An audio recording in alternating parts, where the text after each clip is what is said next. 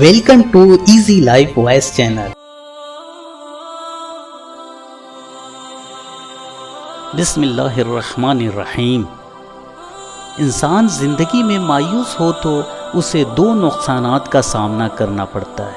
एक तो कामयाबी भी नाकामी नज़र आती है, दूसरी अल्लाह की नाराज़गी, क्योंकि मायूसी कुफ्र है। मुसीबत के वक्त भी मुतमईन नज़र आओ और मुश्किलात के बावजूद भी सब्र के साथ खुश रहो। जाहिल ना तो अपनी कमज़ोरी को समझता है और ना ही नसीहत करने वालों की बातों को कबूल करता है। जब किसी का आप पर से यकीन उठ जाए तो उसे कोई भी दलील देने का कोई फ़ायदा नहीं। याद रखें, किसी से बहुत ज़्यादा मजाक करना झगड़े का बायस बन सकता है, इसलिए हमेशा अपनी हद को याद रखना ही अक्लमंदी है। तुम्हारी तकदीर उतनी दफ़ा बदलती है जितनी दफ़ा तुम अल्लाह के आगे हाथ फैलाते हो। नसीहत दूसरों के हाल पर गौर करने से हासिल होती है। अपनी खुशी के लिए किसी दूसरे की खुशी को खाक में मत मिलाओ। तुम्हारी वह खुशी बेकार है जिसके पीछे किसी के आंसू हों। गुस्सा जब आता है तो तन्हा आता है, लेकिन जाते हुए अपने साथ अक्ल, इखलाक और खूबसूरती को भी ले जाता है।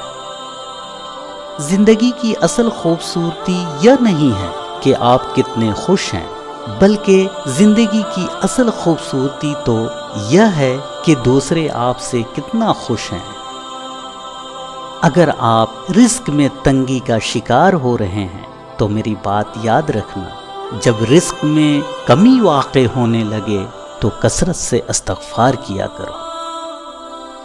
जिस शख्स के दुश्मन ना हों और सिर्फ दोस्त ही दोस्त हों, उस जैसा मुनाफिक कोई नहीं, क्योंकि दोस्त के साथ साथ दुश्मन उसके होते हैं जो हक़ की बात कहता है। बुरे इंसान की सोहबत से परहेज़ करो, क्योंकि वह तलवार की तरह है, देखने में खूबसूरत और असर में ख़तरनाक। आंसू का हर कतरा दुनिया की हर चीज़ से ज़्यादा महंगा है, लेकिन कोई उसकी कीमत उस वक्त तक नहीं जान सकता जब तक वह उसकी अपनी आँख से ना निकले। दुख में कभी पछतावे के आंसू ना बहाओ, क्योंकि तुम वो खुश नसीब हो जिसे अल्लाह ने आजमाइश के काबिल समझा है। तंगदस्ती में सखावत करना, गुस्से में सच बोलना और ताकत के होते हुए माफ़ करना अफजल तरीन नेकियों में से है।